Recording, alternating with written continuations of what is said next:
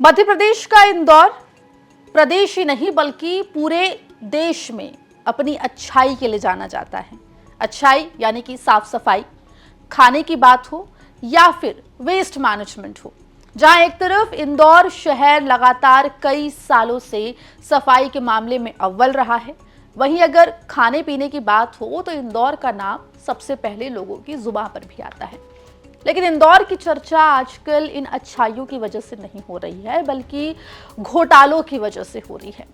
नगर निगम में घोटाला हुआ है और घोटाला ऐसा जिससे सुनकर आप भी हैरान रह जाएंगे। 150 से भी अधिक बिल जमा होते हैं और इन बिल्स में से केवल 16 बिल जो हैं वो सही पाए गए हैं, बाकी के सभी बिल्स फर्जी लगाए जाते हैं।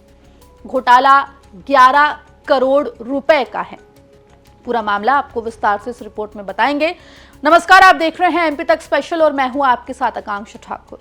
दर्शकों को बता दें कि मध्य प्रदेश का इंदौर यूं तो पूरे देश में हर एक चीज में अव्वल दिखाई देता है, चाहे वो हम खाने की बात करें, इंदौर का पोहा जलेबी हो या फिर इंदौर में सफाई को लेकर रिकॉर्ड कायम करने की बात हो, वेस्ट मैनेजमेंट को लेकर देश भर से दूसरे शहर और राज्य आकर इंदौर को स्टडी करते हैं। वाटर कंजर्वेशन से लेकर तमाम चीजों में इंदौर अव्वल रहता है। लेकिन अब एक और चीज में इंदौर अव्वल नजर आ रहा है, वो है घोटालों में। इंदौर नगर निगम में एक के बाद एक ऐसे घोटाले सामने आ रहे हैं जिसने सोचने पर मजबूर कर दिया है कि आखिर आला अधिकारी कर क्या रहे हैं। क्या आला अधिकारी सिग्नेचर करते वक्त फाइलों को पढ़ते नहीं है? क्या बिल्स की जांच सही तरीके से नहीं होती है, या फिर ये मान लिया जाए कि छोटे कर्मचारी से लेकर बड़े अधिकारी तक इन घोटालों में शामिल हैं? बात करेंगे इंदौर में हाल ही में सामने आए 11 करोड़ के घोटाले की। आपको बता दें कि इंदौर नगर निगम में ड्रेनेज विभाग में महा घोटाला हुआ है। इस महा घोटाले में 185 बिल लगाए गए, जिनमें से 169 बिल फर्जी पाए गए, यानी कि केवल 16 बिल जो हैं वो असली थे, बाकी सभी बिल्स नकली थे। दर्शकों को बता दें कि ये पूरा घोटाला जो है वो इंदौर नगर निगम में ड्रेनेज विभाग से जुड़ा हुआ है, जहां पर 11 करोड़ रुपए का महा घोटाला सामने आया है। ऑडिट रिपोर्ट में ये फर्जीवाड़ा सामने आया। 169 फर्जी बिलों से कई करोड़ों की हेराफेरी की गई है। आपको बता दें कि 185 बिल में से 169 बिल फर्जी हैं, यानी कि केवल 16 बिल ऐसे हैं जो जांच में सही पाए गए हैं, बाकी सभी बिल्स जो हैं वो जांच में गलत और फर्जी पाए गए हैं। फर्जी बिलों से 11 करोड़ का घोटाला किया गया है।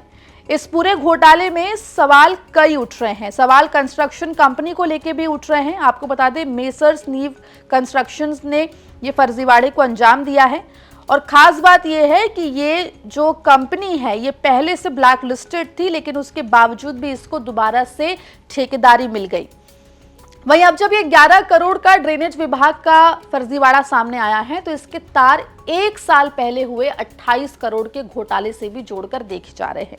आपको बता दें कि 1 साल पहले ड्रेनेज घोटाला हुआ था और ये घोटाला जो है वो 28 करोड़ रुपए का हुआ था। अब सवाल ये है कि आखिर इस फर्जीवाड़े को अंजाम कैसे दिया गया, वो भी आपको बताते हैं। दर्शकों को बता दें कि नगर निगम के ड्रेनेज विभाग ने मेसर्स नीव कंस्ट्रक्शंस को ठेका दिया था। शहर का ड्रेनेज सिस्टम में जो कंस्ट्रक्शन का काम था उसके लिए, जिसके दौरान 185 बिल लगाए गए और इन 185 बिल में से दर्शकों को बता दें 169 बिल जो हैं वो फर्जी लगाए गए थे। वहीं ठेकेदारों ने भुगतान प्रक्रिया में हेरफेर की है, गलत दस्तावेज और पे ऑर्डर के साथ छेड़छाड़ की गई। इतना ही नहीं, जीएसटी भुगतान में भी हेरफेर करके इन बिल्स को बढ़ा चढ़ाकर बताया गया है और 11 करोड़ के घोटाले को अंजाम दिया गया।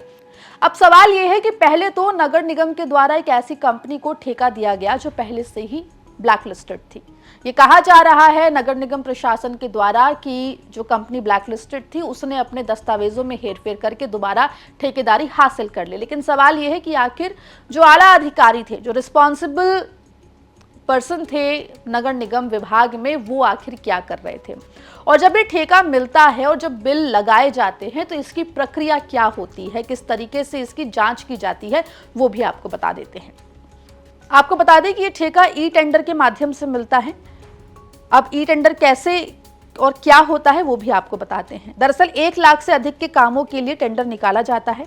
वर्क ऑर्डर जो है वो जारी होता है और ठेकेदार के द्वारा सुरक्षा निधि जमा करने के बाद काम शुरू किया जाता है। सब इंजीनियर के द्वारा वेरिफिकेशन और बिल का निर्माण होता है। असिस्टेंट इंजीनियर और जोनल अधिकारी की स्वीकृति मिलती है बिल पर।